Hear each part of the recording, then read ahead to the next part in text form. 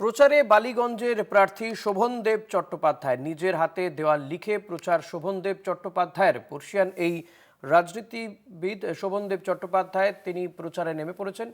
বালিগঞ্জে প্রচারে নেমে পড়েছেন। বালিগঞ্জে তাকে প্রার্থী করেছে তৃণমূল কংগ্রেস। খর্দা থেকে গতবার জিতে এসেছিলেন তিনি। উপনির্বাচনে খর্দায় প্রার্থী করা হয়েছিল, কারণ তার আগে শোভনদেব চট্টোপাধ্যায়কে 2021-এর নির্বাচনে ভবানীপুর কেন্দ্র থেকে প্রার্থী করা হয়েছিল। মমতা বন্দ্যোপাধ্যায় দাঁড়িয়েছিলেন নন্দীগ্রামে। পরবর্তীতে মমতা বন্দ্যোপাধ্যায় নন্দীগ্রামে হেরে গেলে ভবানীপুর থেকে শোভনদেব চট্টোপাধ্যায় এই ভবানীপুর কেন্দ্র থেকে তিনি সরে দাঁড়ান এবং মমতা বন্দ্যোপাধ্যায় ভবানীপুর কেন্দ্র থেকে প্রার্থী হয়ে জিতে তিনি বিধায়ক হন। শোভনদেব চট্টোপাধ্যায় খর্দা থেকে জিতে এসে বিধায়ক হন। অরিত্র ঘোষ রয়েছেন আমার সঙ্গে। অরিত্র, বর্ষীয়ান রাজনীতিবিদ শোভনদেব চট্টোপাধ্যায় তাকে দল এবার বালিগঞ্জে প্রার্থী করেছে। বালিগঞ্জ থেকে জিতে আসার ব্যাপারে কতটা আত্মবিশ্বাসী শোভনদেব চট্টোপাধ্যায়? এলাকার লোকজন কিভাবে দেখছেন তাকে প্রার্থী করেন?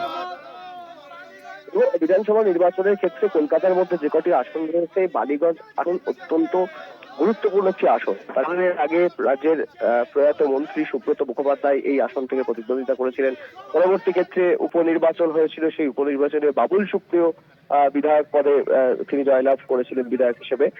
এবারে বর্ষীয়ান রাজনীতিবিদ শোভনদেব চট্টোপাধ্যায়, যিনি রাজ্য রাজনীতির বা তৃণমূল কংগ্রেসের অন্যতম বর্ষীয়ান একজন রাজনীতিবিদ, প্লাস রাজ্য মন্ত্রিসভার বর্ষীয়ান মন্ত্রীও তিনি ছিলেন, তাকে প্রার্থী করেছে তৃণমূল কংগ্রেস। এবং গতকাল প্রার্থী তালিকা ঘোষণা হওয়ার পর থেকেই কিন্তু দিকে দিকে যেমন প্রার্থীরা প্রচারে নেমেছেন, ঠিক সেই রকম এই বর্ষীয়ান রাজনীতিবিদ শোভনদেব চট্টোপাধ্যায় তিনিও প্রচারের ময়দানে নেমেছেন।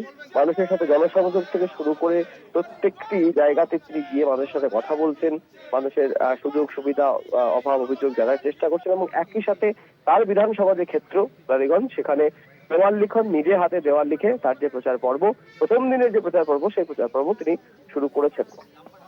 ধন্যবাদ অরিত্র। কথা বলছিলাম প্রতিনিধি অরিত্র ঘোষের সঙ্গে।